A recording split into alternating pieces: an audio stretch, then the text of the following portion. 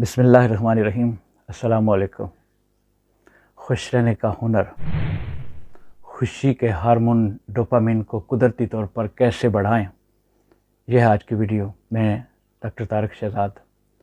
خوشی کو جسمانی سطح پر دیکھنا ایک پہلو ہے، لیکن اگر ہم اسے ذہنی رویوں اور لائف کے سٹائل کے زاویوں سے دیکھیں تو ڈوپامین بڑھانے کے کچھ ایسے منفرد طریقے بھی ہیں جن پر ہم عام طور پر توجہ نہیں دیتے۔ ہمارا دماغ صرف بڑی کامیابیوں پر خوش نہیں ہوتا، ہر اس وقت ڈوپامین خارج کرتا ہے جب ہم کسی کام کے آگے ٹک لگا دیتے ہیں کہ یہ کام درست ہو گیا ہے۔ صبح اٹھ کر اپنا بستر درست کرنا، اپنی ٹیبل کو صاف کرنا، جب آپ دیکھتے ہیں کہ کام مکمل ہو گیا ہے تو آپ کے دماغ کو سگنل ملتا ہے کہ آپ نے کچھ نہ کچھ حاصل کر لیا ہے۔ یہ چھوٹا سا احساس آپ کو پورے دن کے بڑے کاموں کے لیے تیار کرتا ہے۔ جب آپ کسی ایسے کام میں کھو جاتے ہیں جس میں وقت کے گزرنے کا احساس نہیں رہتا، جسے ماہرین فلو کہتے ہیں، تو آپ کا دماغ قدرتی طور پر ڈوپامین کی لہریں پیدا کر رہا ہوتا ہے۔ اگر آپ کو لکھنے، تصاویر بنانے یا پرانی چیزوں کو مرمت کرنے کا شوق ہے تو ہفتے میں کم از کم 2 گھنٹے اپنے اس شوق کو دیجیے۔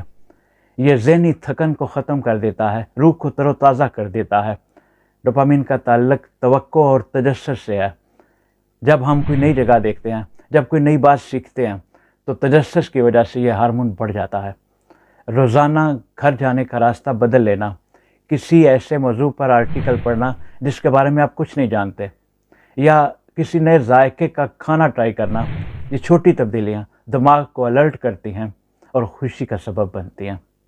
ٹھنڈے پانی سے نہانا ڈوپامین کی سطح کو فوری طور پر اور طویل عرصے کے لیے بڑھا دیتا ہے۔